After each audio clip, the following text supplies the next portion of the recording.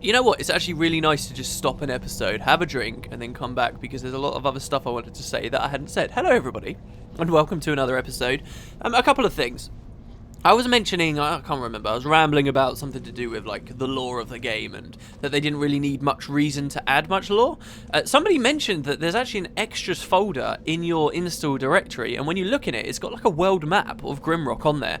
Really cool. I'll either edit it on over the screen right now, so you guys can kind of feast your eyes, or I might even do, like, a special little thing where we look at it and we go, ooh. I don't know why, I've got a thing about maps. I really like looking at maps, so I had a lot of fun just kind of browsing over it and thinking, ooh, where's the tower? The tower might even be marked on it. I can't remember. I didn't really look that much. Anyway, for the secrets here in Time and Tide, we're going to go along facing this wall. And aha, look, there's a switch, which is opening that. Now, don't... I messed up. Now, okay, so that switch is going to open a thing on the side, hidden, as you're trying to, like, run along these pressure pads.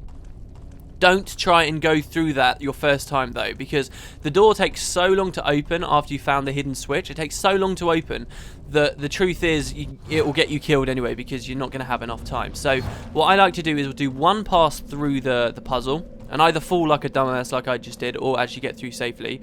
Do one pass the first time where you hit the switch, and then come back afterwards. And now the door will be fully open at the start, and what you can do quite comfortably is just come straight through like this. You'll find a secret, grab it as quickly as you can. I never have there. Okay, and we'll just put it in someone's inventory, and there you go.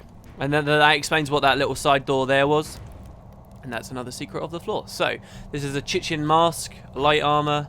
Obviously, Natalie can't wear that, but Chaos, this iron bassinet, we don't have heavy armor proficiency, so this is cutting his evasion right down, basically. This thing gives us more protection, though, and it only needs light armor, which we do have. So we're going to gain 10 evasion. We're still in negative evasion, so it doesn't matter, but we're going to gain 10 evasion and an extra bit of protection, which is nice, and we can throw the iron bassinet away. So, we're going to move along. Oh, and there's a... Wait, really? I thought we'd killed all of you.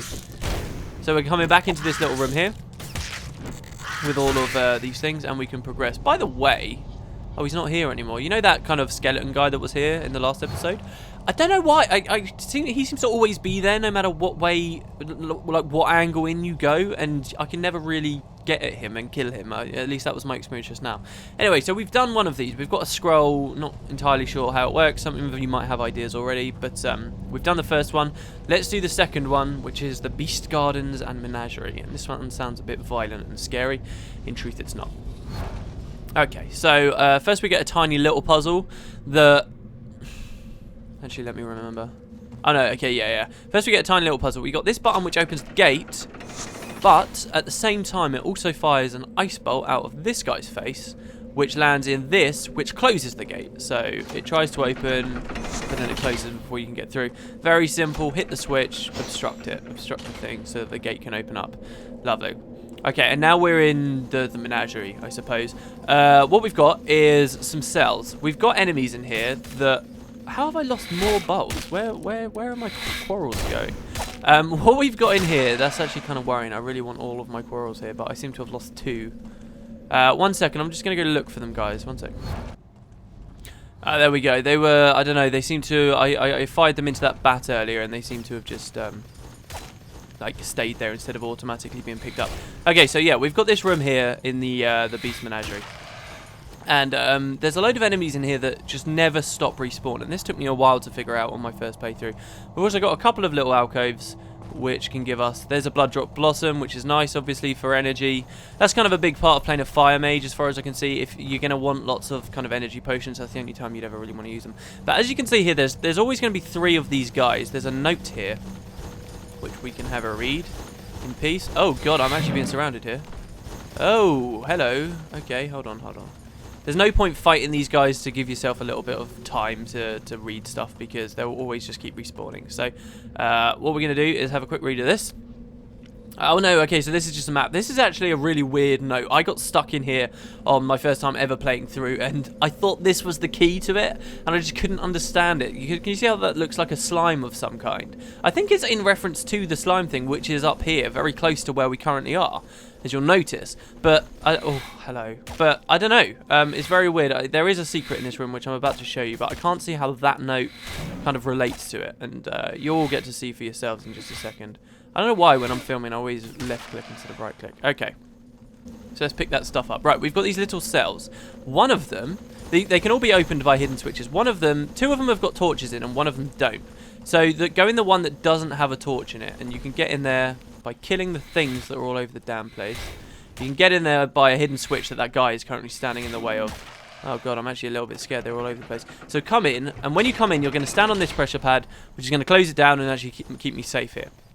Now, in the ones with torches on this wall, there's a torch, and you can't do anything. But in this one, without the torch, there's actually a hidden switch. That hidden switch will open a hidden door that's, like, way off in the other side of the room. I believe it's over here somewhere. No? Yes, it's over here. Okay, so what we're going to do is we're going to grab the stuff before they start attacking us from behind. They already are. Hello. See, these guys aren't scary at all. I get a little bit jumpy while I'm playing this because... like, you're always going to turn a corner, you can always hear them running around, but they don't do much damage. We've got some leather boots as well. Leather boots can go on... I'm pretty sure someone doesn't... Actually, no, we don't need those, but the gloves, I believe, ring gauntlets, they can go on Chaos, since he doesn't have any evasion anyway.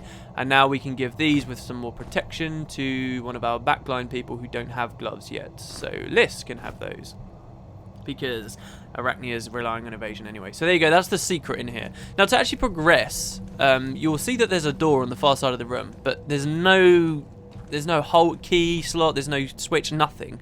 It's just there. Now this guy's done it for himself, for us anyway, right? What you got to do is lure these, you got to open the cells and lure the never-ending respawning guys onto the pressure pads to capture them. And once all three of the cells are filled, the gate will open. So it's pretty simple. And luckily, I don't know how they kind of designed it, but the AI seems really good here for actually coming into these things. Like, they always seem to just know where you are, and like, you might think it's really hard. Like, if he was on this side, for example, I've got to get all the way around to the other side, and you can't cut through the middle because then you're going to tread on. You're going to lock yourself in, basically.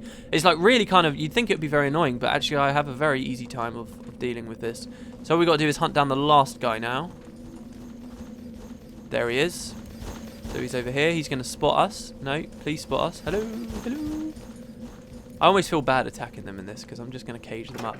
The switch to open this one's here. A really cool lighting effect, by the way, with the torch there. And he's going to stand on it. That's all three. Is that all three? There's another one walking around over there. Is that all three? Should be all three. Yeah, that's all three.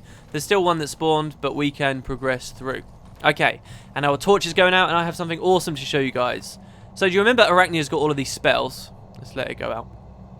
Actually, it might take a while. Do you remember Arachnia's got all of these spells that I've learned how to use technically, but I've not used? So spellcraft here, I've got 2 spells I unlocked at level 5, but they're both question mark, question mark, question mark. Don't know what they are.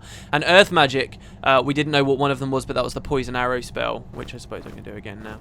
But all the enemies here seem to just be like immune to poison. Like, I can understand why people don't like to go Earth Mages, because that's kind of, I don't know, I think it's only really useful for the earlier floors where you're fighting fleshy creatures. But we'll see, it might get more useful later on. This is my first run doing that. Anyway, these 2 spells that we don't know what they are, they're actually to do with light. One is literally light. And we can cast this and it will enchant us to actually give us light. Not as strong as torchlight, but it will give us light. This will be used in a puzzle later as well, as far as I can remember. Whether you have a torch or not, you can always use your mage, as long as they've gone a little bit into spellcraft to do this. You can make real utility mages that have stuff like this, that can cast invisibility, for example, and give you light and things. If you want one like that, a supporty mage. Like, that's what I originally wanted. I wanted it like a damaging mage and then a supporty one. The other one is, you see how we did these 2 runes? What if we go with these 2 runes? This is darkness, and again, this is to do with a puzzle later, as far as I'm aware. And I don't know, maybe enemies find it harder to see you. I seriously doubt it though. But yeah, so those are 2 more spells, and that is pretty much every spell that I have the skill to use. I can now cast. Can you see how there's no other spells on the spellcraft tree? There's no more in Earth Magic, so we've kind of seen the spells that I'll be able to use in this run, unless I branch off into another tree pretty late on, which I don't see myself doing. I might though. Anyway, we're going to re-equip one of these torches. We're going to progress. Right, so this is the second little room done. He's wandering around again, see, and we can't get to him. Now, you might notice something. No, you won't notice it yet. There's going to be something else in here, though, to do with the iron door. Right, okay, and we get another scroll. Oh, sorry, no, that was for Natalie, wasn't it? Wait, who had the first scroll? Yeah, no, she did. She did. I thought she did. Okay. So Liz is going to carry our scrolls. And this one says, but still dreaming. Still nothing much going on. It's weird that you can't attack him because he's so close, but you can't. We're going to come through. Okay, so we've got that. Now we've done those two on this side of the room. Let's come do the two on this side of the room. I'll do one more of these little things and then we'll call the episode there. Do you want to do the catacombs? I don't want the catacombs. Or the trials of thought? Let's do the trials of thought because the catacombs killed me last time. So we'll do this. Right, the trials of thought. Ah, this one's annoying. Actually, I'm going to show what a boss I am here. Okay. So we stand on this pressure plate, opens up the whole room, it's full of teleporters and pressure plates, and there's a gate at the far side. And this is how you do it, as long as I don't mess it up. Here we go.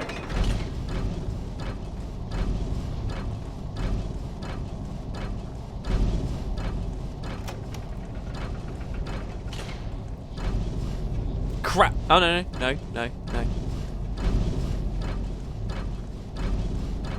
Oh, yes. There you go. Wow. Did that look confusing? Yeah, it's one of the most... It's an annoying puzzle. Basically, every time you tread on... Is somebody about to attack me? Yes, you are. Hello. I just saw you out of like my peripheral vision. Every time you stand on a pressure pad in that room, essentially it's gonna... Oh, it's not automatically picking them up because I'm enchanting them. Okay. Every time you tread, it's gonna just randomly... Well, not randomly, but it's gonna shift the locations of all of those teleports around. If you ever hit one of them, it will put you back outside the room. It will close the far door, and then you have to do the whole thing again. And it's basically a really long process of trial and error and seeing... If I move here, where can I move now? Where can I move now? And if you ever like take the wrong pressure pad at any time, you're basically just going to get boxed in by teleporters and you can't do anything anymore, and then you have to go back to the start. And there is like so many combinations and different routes you can try to go through there, but you're always going to mess up and be surrounded by teleporters over and over and over again until eventually you can climb through. Now, from the perspective of a player going through this, I think it's a little bit of an annoying puzzle because it's just trial and error and you can eventually get it, and it's just it's a really long process of trial and error. However, from a developer's standpoint, the way that they've designed it to make sure that every little pressure pad in there does little different things with the teleporters and you're constantly going back over the same pads and stuff, it seems really complicated, and like I commend whoever actually designed it because it seems very, very complicated. Maybe there's a more simple way of designing it though that I'm not thinking of, but yeah. Seems like a complicated room. Anyway, we're going to do that. These are the trials of thought, and I suppose that's their idea of thought, just trial and error. Oh, it's a trial, you see. Okay, and now we get another very similar thing here. We have 3 trapdoors, and we've also got 3 pressure pads here, which do various things. And I kind of fluked my way through this before. What we need to do, obviously, is have it so that we can get across all of those. Now, I think you stand on this one. Now, I think you stand on this one. Now this one, now back onto this one, back onto this one. Now these 2 are open. Now you can see there's a key in the alcove over there, but we obviously can't get to it because we'll fall down. But we need the key, so we need all 3 of them basically, but not at the same time. Now it's a very simple process of you go on here, which closes that, you go on here, which closes that, you go on here, which opens that, and then you go over here, which opens it again, and over here, which opens it again. I can't believe I did that twice in a row. Okay, so we get the key. And we can progress through the door. However, I'll kill him later. I can't be bothered. However, we do want to drop down here as well. Back into this little area. We seem to be boxed in. There's a slime ball here. 2 slime balls. And this is kind of interesting. Obviously, it's a different tile set down here. The next floor is going to be very interesting. But also now, like, secret switches and stuff, we need to relearn it. We need, we've got used to exactly what they look like, but now it's different. Fortunately, it's not that hard. There's one here, and there's another type of button. And what the game's doing here, with you going into these little areas, is basically, it's just teaching you what these look like before you have to tackle the floor for itself, which is really kind of cool. There's another one of these, like, little grates down there. And again, we've got this room here with the key, but how do we get into it? Who knows? Another baked maggot. Baked maggot. Ugh. Reminds me of I'm a Celebrity, get me out of here. Right, so we've technically done this trial, but we've got to go back through it because obviously we fell down there, which is annoying. That's kind of annoying as well. I'll try this again. So this is the very specific route. This is one thing where an LP, if you're treating this as like a walkthrough, it's really not going to help you much. I mean, you can, if you really want to, try and learn every little movement I'm doing here, but even I don't remember it fully, and it's just It's just annoying, really. Like, the guide I was reading, like, how would you, as somebody writing a guide, actually deal with something like that? Because basically this guy had to explain, whoa, what was that? Did you just see something fall down from up there? Did you guys just... Oh, I don't want to go back down. There's no secret there, though. I know there's no secret there. No. Whatever. Yeah, no, this guy, like, obviously had to write a guide how to get through that room, and basically it was just really long wall of text, instructions left, right, up, down, left, right, and it's like, oh, that's not fun to read, and it's not particularly fun to play either. It's fun once you know it, and you can kind of just whiz through. Anyway, right, okay. So, we've got another scroll here now. This is our third one, and this is called, this says, by his call. Chaos is hungry. Let's give him a baked maggot. Yummy. Right, now we can get the iron door. I think. Can we get the iron door? I think we can get the iron door. Can we get the iron door? Yeah, we can. Okay, so there's a hidden switch here as well, which you can press, and you might not realise really what's it done. But it's pulled up these two here, just these two. And there you can see there's a switch on the wall. What I was trying to get you guys to notice before was that there is a switch there. So this is a timed puzzle. It's kind of annoying. I'm still vowing not to save it while I do this floor. I might have to break that rule though. I don't know. I don't think it adds that much. It just kind of makes it a bit more tense for me and not very different for you guys. So what we're going to have to do is press this, go press that other switch really quickly, and then what that's going to do is disable the teleport in the middle of the room and let us drop down to where that key is. So ready? Go. And you can't run too far. Click it, back up, and then just sort of back up, and then there you go. So now there's not a teleporter there. We're in the middle of the room.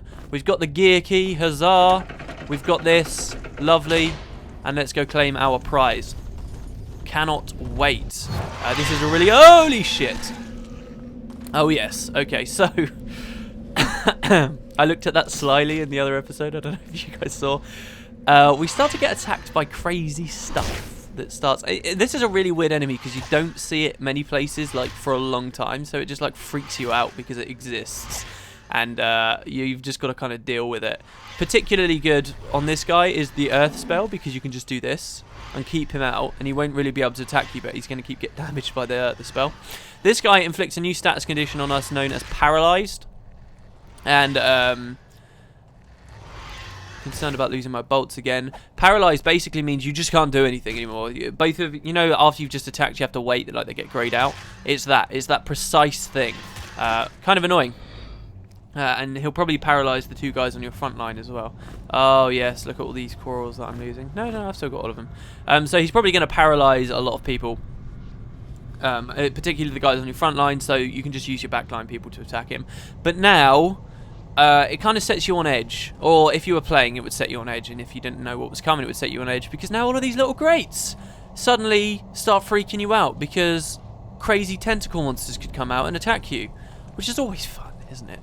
So yeah, after you get 3 scrolls that happens. We do have the gear key though, that's not got anything to do with actually because we've solved the iron door. That will always come up, but we can use the gear key, and voila, we get some Chichin Greaves for Chaos, I believe. I want to put these on. Yeah, see, these are protection +9. He doesn't get an evasion problem there. And we can put the old ones on Liz because she's not got any evasion anyway. So we'll just pull all of that stuff up. You can see how now she's pretty much just got a full light armor set, except the boots. And also those, I think we can finally throw away. Silk hose +2, leather pants +3. Yeah, we can throw that away. There you go, that's the iron door. Oh, I've just missed a secret as well. I was about to end the episode, but I did just realise I've missed a secret. Okay, hold on. Not the catacombs. We have to come back into this room as well. There's another secret I realised I missed. Oh, look, this room again. Yay. Let's go again. Oh, I messed up.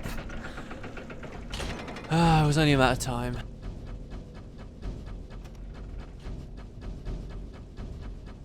Okay, yeah, the other secret was over here. There's a switch on this wall which opens up this door here. And that's the one. Now, I don't know whether it's telling that I forgot this secret. This seems like it's a really cool weapon. Oh, look, guys, a new dagger, and it's glowing. It's called Venom Edge. Oh, yes, Natalie. Yeah, you get a new weapon, finally. Our current dagger gives us 7 attack power, +5 accuracy, 20 speed. This thing gives us 7 attack power, so it does the same amount of damage. It's half as fast, and it has charges. It says noxious fumes rise from the blade of this dagger. This will simply cast when we activate it. I'll show you. So this will consume a charge by using, okay? So what we're going to do is throw it like that. We've used up one of the charges, and all it's doing is casting what Arachne has been able to cast for ages, the poison bolt. I don't know whether it does any more damage or what. So this is an enchanted weapon. I don't know whether you can like enchant them just yet, like recharge them or whatever. Maybe save crystals does it. I can't really remember the mechanics of it, and I know I never really played with it that much. I was very excited and then very upset that basically it seemed rubbish after a while. So yeah, that's that dagger. We can go back in here, very simple, and it's pretty interesting. I might use it later, I don't know, the Venom Edge, but it seems like what Arachne can do without even really having to try. So anyway, there you go, guys. Those are 2 more trials, just 1 more to go. Tentacle monsters coming, a new tile swap coming. Lots to see, lots to do. I will see you guys next time. I hope you enjoyed, and have a good evening, or morning, or whenever the hell I upload this.